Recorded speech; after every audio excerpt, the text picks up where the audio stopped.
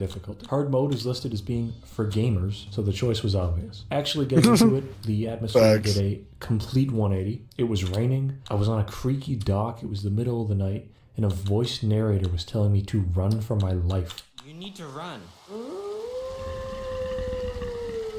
Huh? I hate to say it, but like visually this mod is actually pretty good. The run from the werewolves is intense. You traverse a path that has a giant enemy spider cameo, a hedge maze, and ends with you taking shelter in an abandoned building. After the werewolves lost my scent and left, a unicorn hustled over and picked me up, took me for a ride, and dropped me off at a gamer manor. It's a pretty intense start for a mod, and I died a few times right off the bat. Oh shit. Oh shit, I'm stuck. That was bullshit. You need to run. You need to run. You need to run.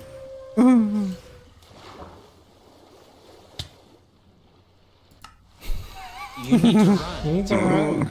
For some reason, though, after this fast-paced action start, the mod grinds to an absolute halt. And I want to find that audio clip. Do a 20-minute you need to run. On how to play fucking Minecraft. Like, it has you going outside to pick up sticks and stuff. It absolutely just destroys the pacing. The final objective here with this little tutorial bit is for you to make a full set of iron armor, an iron sword, and a shield. Okay. And upon doing so, you're told to take back the house. I thought this would just be a simple little walk through the place, you know, killing a zombie every now and then, but they put an absolutely absurd amount of zombies into this place. I had to clear out dozens at a time. I even needed to replace my sword halfway through. It took like 20 minutes to clear the place out, and all that was left was the boss in the attic. When I got up there, it was a giant, like, Bloodborne Chalice dungeon looking boss named Garbage. He kind of sucked though, and was pretty easy. After taking the place back, I was told by the narrator that I had to get my estate in order and then head into town. This is the last time he speaks, by the way. They completely forget about him. Now for another 180 in tone, getting my estate in order meant becoming like a Michelin star chef, as the mod wanted me to start farming for all kinds of ingredients to make a divine dish to sell in the town. Luckily the game gives you plenty while taking This is so wild. Stockpiled, so I already had enough. So I was off to the big city. Wait, what? Dude. Along the way, there were a ton of weird mushrooms growing all over the place. Eating each kind gave a different weird effect, and I couldn't stop trying them, even though all of them were just annoying or bad. I was real freaked out when one of them opened a tab in my browser and started playing a video embedded on their site. Sassy E-Girl. What the f is this? It's opening shit on my other fucking computer. Dude, what the fuck?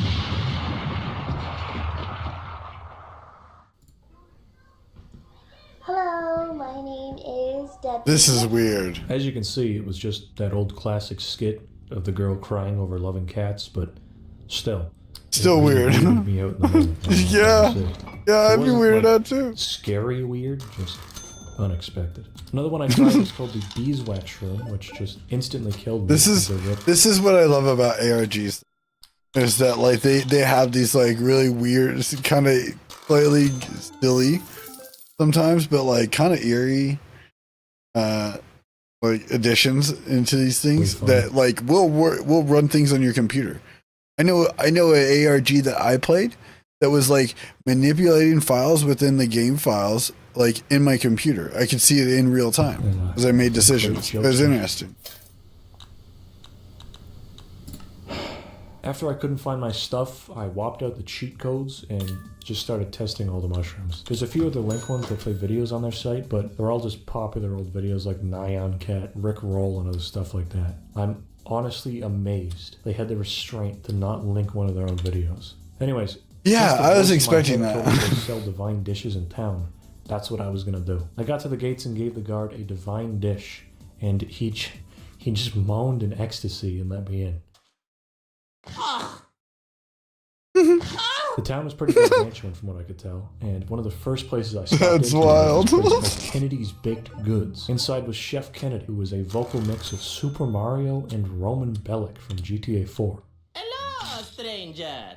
How did you make it past the guards? They've been on the edge since the reckoning. He too moaned in pleasure upon trying my divine dish. May I have one? I can see what he says in Mario. This mod is weird. Giving him a taste of my meat led him to calling me the chosen one, or something like that. He kind of just started rambling on about being blessed by God and angels and had to go kill someone. That would reward me with all kinds of jewels, emeralds, diamonds, gold, crystals, sapphires, rubies, gems, goblets, treasures, riches, and the chance to meet the king. He gave me a list of shit to get before I started off, which included needing 2 Glocks, a double-barreled shotgun, and thousands of rounds of ammunition. That's so funny.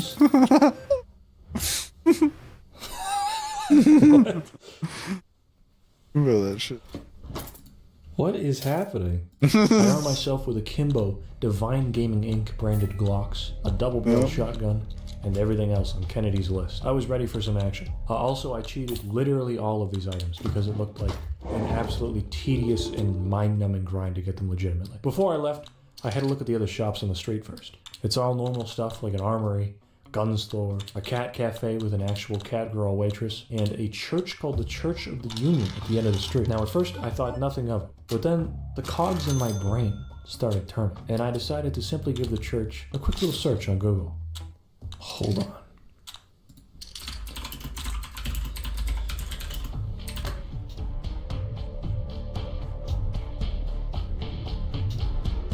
Oh, this is where the more I played this one, the further this rabbit hole went. At first, I thought this was just a placement for their church, but looking at the executive members, we have the CEO of Divine Gaming Inc., as well as a fella named Jason Emmerich. At first, I thought nothing of him, but later when I did some more research, simply looking up Divine Dish to see if there was anything, a little website came up that at first I thought was unrelated. But upon further inspection, crossing some connections here, really putting together my big conspiracy.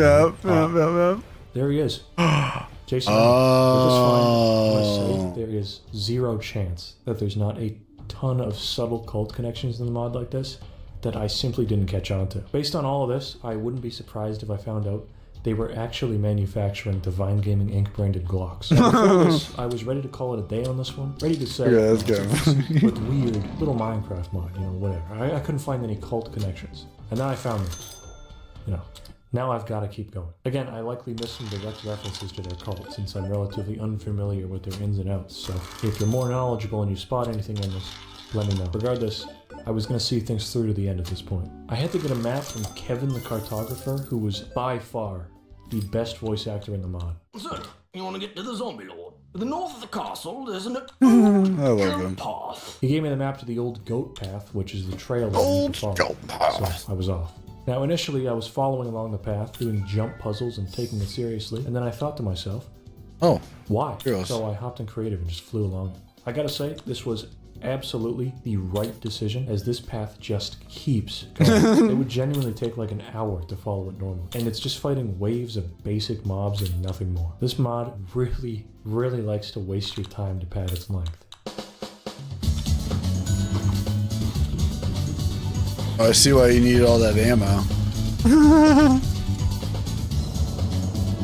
That's funny.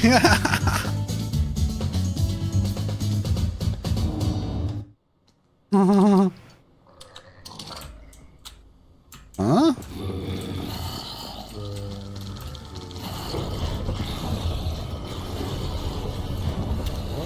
What the fuck?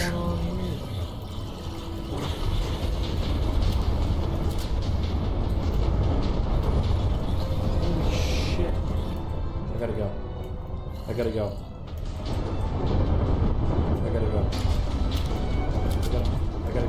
Where's the pad? You're gonna die, home Scott. What the fuck is going on?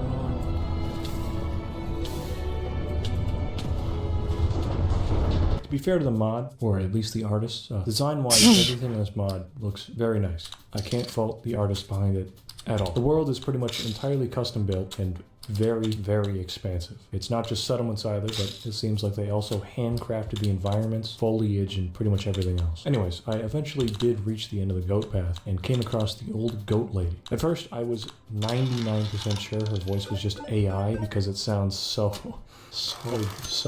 But then I really listened in, and I'm fairly certain that this voice was done by co-founder of TFU, Shalea Devine, Jeff Devine's twin flame wife. I'm not taking the risk at all of playing one of their videos to compare them directly here, but if you pull up a video and listen to her, you will definitely hear the similarities. He is held prisoner in the crater. What the fuck? That's just weird. At bay for many years now. My goats keep me good company. I have no way of that actually felt proving this weird. though, as they didn't credit their voice actors. This is where the mod really starts getting into biblical stuff. She frequently brings up the power of God and love being in my heart, and things like angels protecting me and letting my heart guide me. She also revealed that she was the thought-to-be deceased queen who disappeared long ago. Now, normally, obviously, there's nothing inherently wrong with stuff like this being in stories, but the specific wording she used, some of it is really eerily similar to some of the stuff said on this page in specific compared to what the old goat lady says. I'm not going to get too into it, but it's strange.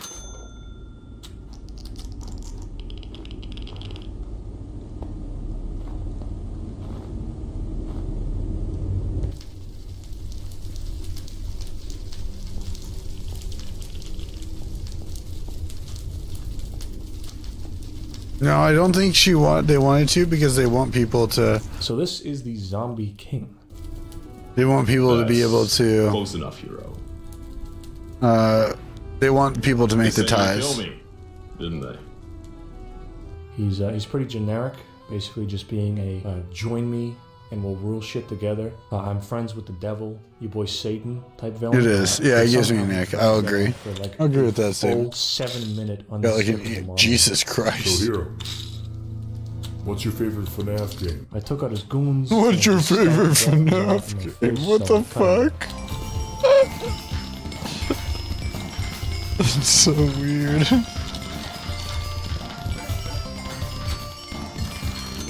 And now I was headed back to Kennedy the Chef. What the On my fuck, return, my boy dude? Kennedy was absolutely ecstatic to see me. Said that My he boy was doing a quest Kennedy. before I could get my jewels and He's getting invested. Oh no.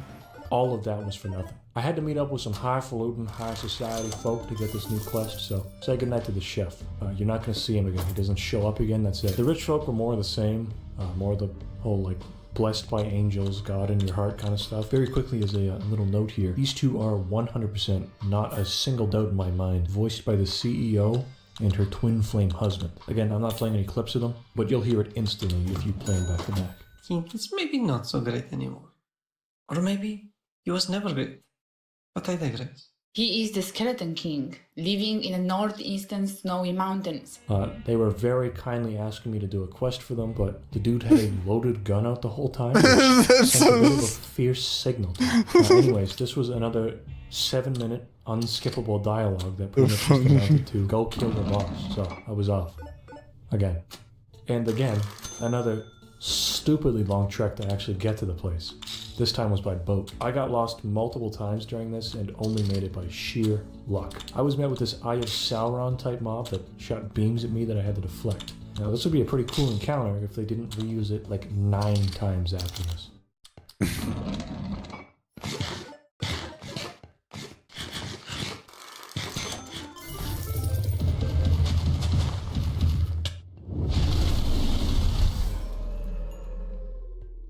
A bit further in, I encountered a character named the Angel Vendor. I thought this would be some more of the like, cult stuff, but he basically said, "Here, bro, you're gonna need this." And then he gave me an Uzi. This was honestly an understatement. The whole dungeon leading up to this boss was so absurdly long. It was actually excruciating. And I was playing with cheats on. There were so many enemies, literally hundreds, coming at me in waves of like 50, including bosses. Jesus. Also, jig is up. This is on the easy difficulty, by the way. Anyways, a bit further in, the angel vendor straight up says that he's an angel of God and that I was sent by old Goddy Boy to do this shit. It's not worth going over everything in the dungeon, but I'll say that it legit had multiple different types of builds. At one point, we were outside in the snow, then underground in a cave, and then a dungeon, then hell, then a dungeon again, and then a cave again. You get the idea. All of this was handcrafted too. Not just regular Minecraft biomes. And even had scripting, custom scripting for events like a cave-in at some points. The overall time it took to get Yeah, to the boss that's was the just weird over part 2 to me is- hours, and I was playing with cheats the whole time. The Zombie King's trail and lead up. That's what my brain is struggling to understand is like how much they put into this. Like, it's like, do you really think people would want to be in your cult after doing all of that? Really? Really?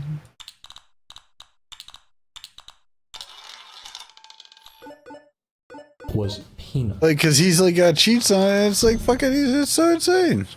Compared to this. Anyways, this segment has been going on for a while, so let's use this little hell cart ride as a little intermission. I want to start by saying that I'm sorry this one's such a long segment, but I wanted to give this one proper coverage since not a lot of people have. I'm hoping someone more knowledgeable on TFU sees this and can go over some of the more specific cult references in the mod. If you do see any, let me know in the comments. No, don't be the cult. No, As for the art and programming, just kidding. I'm not gonna lie. Overall, it does seem to be very good for the most part. It just sucks that it's tied to Twin Flames universe. I don't doubt the figure of $500,000 being spent on the mod though, as they apparently employ a full team to work on it, and it shows. One does wonder what they hope to get out of this though. That's what I'm trying to understand. They're not exactly moneymakers. Anyways, let's just enjoy the views for a bit before we finish this one off.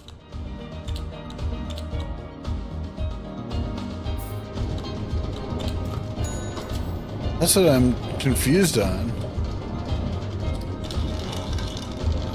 Just why do this?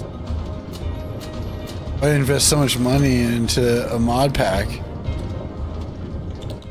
that I imagine is free, right? Next up on the chopping block was the Skeleton King. Luckily, this that's where I'm stuck at. Is what's the point right now? About being buds with the devil, and then I kill him. Easy peasy. Teleporting back to the high society city slickers, they basically told me, haha, just kidding. You can't see the king yet. You still have 5 more bosses to kill. Fuck you. And that's it. That's the mod. It's done. Overall, this is a very strange mod. It starts as a horror mod with werewolves that have 0 plot relevance afterwards. Moves to survival mode for like 20 minutes, and then basically becomes Dynasty Warriors with how many mobs you have to kill. All the while, I can't decide if it's a comedy, biblical, or horror focused. And it's just an absolute mess in both pacing and tone. And don't forget that the company that made this is genuinely owned by a cult. Like, it actually is. I can almost guarantee 100%. I'd put money on this. When you meet the king, he will be voiced by Jeff Devine himself. That's it for this. That's gonna be the weird part. I think. If Chapter 2 releases, I'll into it, and if it gets more overtly culty, I might make it a full video. Let's move on. Multiple. Please. Damn. That would have been good. This next one we're looking at is another one that has direct cult involvement, and to my knowledge, it is historically the first cult-made game. For this one, we're going back to the 1980s. Oh shit, okay.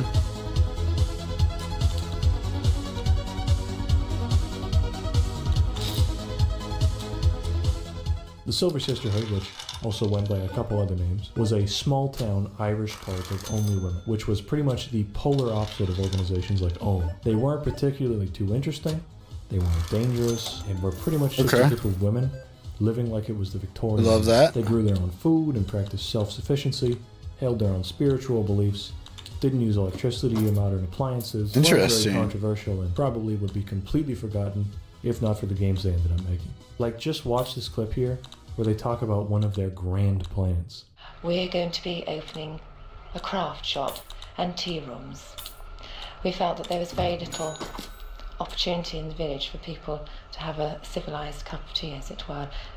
From what I can tell, they also change things up every now and then. I know that at one point they were trying to recreate the experience of a 1920s girls' boarding school, with all the members acting as if it really were one, with them even allowing guests to stay and experience it. Also, from what I can tell, they never broke character, and really did just live like it was the time period they chose. Since they were so small and relatively obscure, there's really not a ton of info about them, and really it's not worth a super deep dive, or really even possible to do one. Now you may be wondering how it's possible that these women were responsible for anything video game related, since they didn't use electricity. Well, they still had to pay the bills. While they didn't allow entertainment like TV, making games was seen as a positive since it was a creative endeavor that could make them some cash too. So that's how their game production began. Their first published game was a 1985 text adventure called The Secret of St. Bride's. The game itself has you staying at their place as a guest, and you have to uncover their devious secret. It's an underground 80s text adventure, so there's not a ton of info on the game.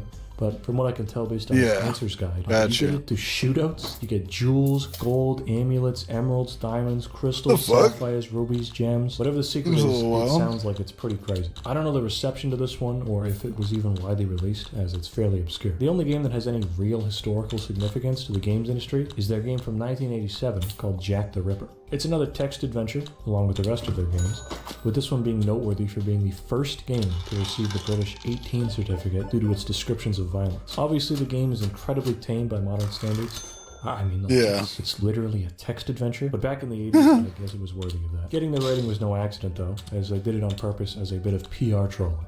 All in order to get the word out about the game. The game itself doesn't actually have you trying to find or play as Jack the Ripper, or anything like that, but rather has you accused of being him and you've got to clear your name. With that said, trying to summarize these is like trying to summarize a choose-your-own-adventure book, and I'm fairly sure they aren't propaganda pieces or anything like that, just normal games. So I'll leave it there. Pretty much all their games are up on archive.org, including Jack the Ripper, if anyone wants to try them out. I doubt the audience for these games is very big nowadays though, but, you know, they're a neat piece of history. And that's about it for this one. Pretty mild overall, but, you know, it's the first ever cult-developed game, which I thought was interesting. That is kind of interesting. A very quick side note for this one, though, and this is weird. Not as interesting as I was expecting, but it was from the 80s, from a cult that didn't use electricity. In the research for this one, in a few YouTube comment sections and elsewhere, I saw people speculating and saying that one of the members from this one became like a VTuber or something like that. I didn't dive into it because there wasn't any definitive evidence to my knowledge, and I also learned that they've since passed away, but it was a weird rabbit hole. It's a huge, it is interesting and really specific, but if so, normal interesting indeed. I'd say so. Let me know.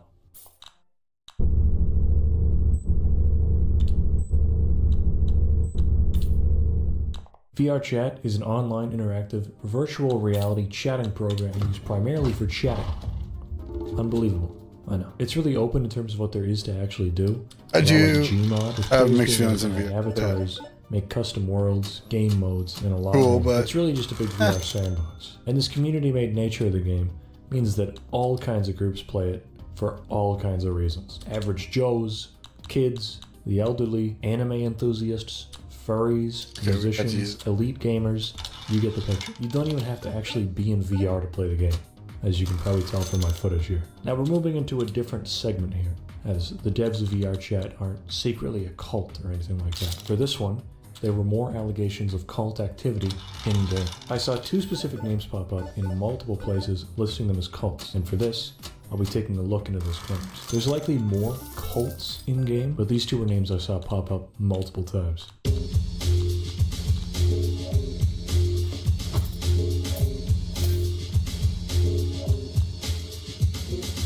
The first one I saw, which popped up a few times, was someone named Hypnotist Sappho. This sounded culty enough, so I looked into them. They're seemingly pretty notorious online, so I feel like some people already know of them, but for those that don't, here's what I found. As you can probably guess from the name, Hypnotist Sappho is a VR chat hypnotist who would gather people to do in-game therapeutic hypnosis sessions, and would often post these to YouTube afterwards. That's right. All the way down. All the way down, nice and comfortable. Ooh. Okay, what are your guys' thoughts on hypnotists? I think they can have some benefit. I don't heavily believe, but I believe that they have. I don't believe in like online ones. I think that it takes a bit more than just doing small little things to convince a person.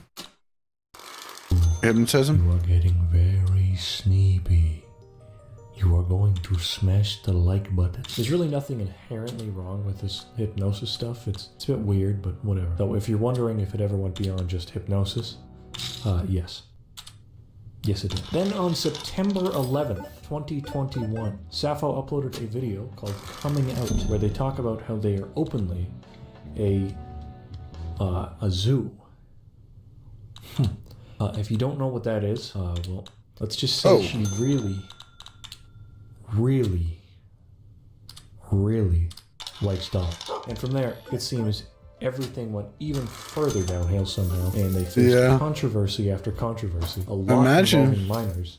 But at this point, it was, from what I can tell, didn't expect that. VR chat and more onto Twitter, YouTube, Discord, and private messages. So I'm going to pretty confidently say that this one isn't a cult, but rather a disgusting person with a cult following of people who agree with their stances. The overwhelming majority of people. I'll agree with you on that one. That is even resulted in a petition to get her removed from YouTube, which reached almost 1,000 signatures. Now, it doesn't seem like a lot, but in such a niche community, that's a fair number of people. Again, it seems the allegations of being a cult leader that I saw were just a loose way of describing her cult following. I did see a few tweets that were arguably actually culty from her in years following, like specifically mentioning the word and stuff like wanting to run a compound of like-minded individuals, but again, this doesn't seem to have anything. I mean, I made those.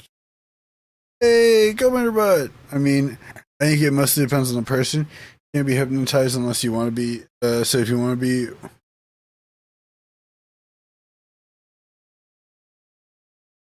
No, and that's fair. I think that is actually a pretty accurate point. I think that plays a major role, as well as I think that people can be more susceptible to hypnosis if it's like on a repeated basis. But like, again, you kind of also are like looking for around it on a consistent basis. So you're kind of, you kind of got me on. To do with VR chat. You're right. Just weird. Hope you're doing well. Anything. I want to make it clear that just because I'm not explicitly in detail covering everything they were accused of here doesn't mean I condone or am overlooking their controversies. Far from it. They are a seriously messed up individual.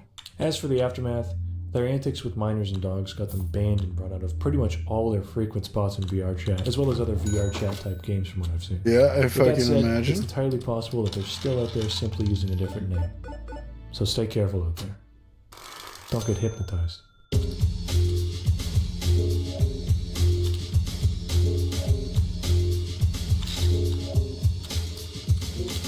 The second one we're going to look at is a group called the Dark Guild, or the Iron Snake Guild, or a few other names as they seem to frequently change it up. This one seems a lot more promising, is based on the guild name. This is a group rather than an individual. Just like the last one, this is a VR chat and VR specific group from what I can tell, and it seems to be run by someone going by the name Alyssa Afton. Now, this is normally the point where I'd start going over what they did, you know, the basics and a general rundown, but the sources on this one are scarce, aside from people discussing them generally on like Reddit in a handful of threads. And these are mostly deleted and purged anyways. Also, using Reddit comments as a primary source isn't really something I want to do for one like this. The basics I could say that's not very. That the group's owner was one or two sources is not too good unless you have other back shit up. Allegedly recruiting people in-game to join their weird Discord, and from there, the main allegations are that the owner would talk to the minors in the server who joined in not okay.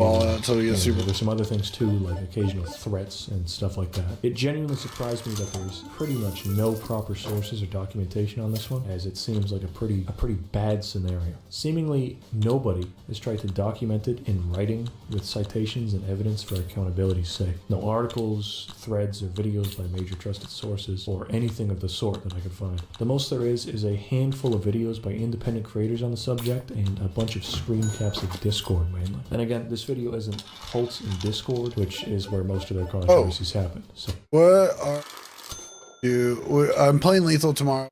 People, if you play with us. This one is looking rough. From what I can tell, this is just someone who gained a minuscule amount of power, taking as much advantage of it as possible. Despite the small amount of info on this, extend the offer. overall thing to learn and take from the VR chat ones is to be careful. Yeah, I can shoot. There's plenty of nasty people out there. Ping you or shoot you a message with the file once we're like down. My advice would be to DTA. See what you're up to. Don't trust anybody. I mentioned earlier that there's probably more cults in VR chat, but I'd wager 99% of those are simply roleplay and completely harmless. With the other 1%. I would say the harmless part is the major part of the. Here isn't to scare anyone away from playing VR chat. Just be careful who you interact with, especially if you're younger. I know that sounds like a 90s internet safety PSA, but it's still true. Hey, editing me here. So I was on VR chat for like an hour to get footage, and there is so many kids in that game, which honestly just reinforces my. That's the fandom. scary part. That's literally the scariest part about using VR chat is like I don't like going in there. I get really uncomfortable. Kids, I can hear there's a bunch of kids, and half of the time it's annoying. I just go to a different lobby, but still, it is a problem. I'll ask over here. What's your age, killer? 15. Good. IHOP. Sir, my age is 13, sir. IHOP, can I get your age? 12, sir. Jesus Christ. Seriously, like, be careful out there.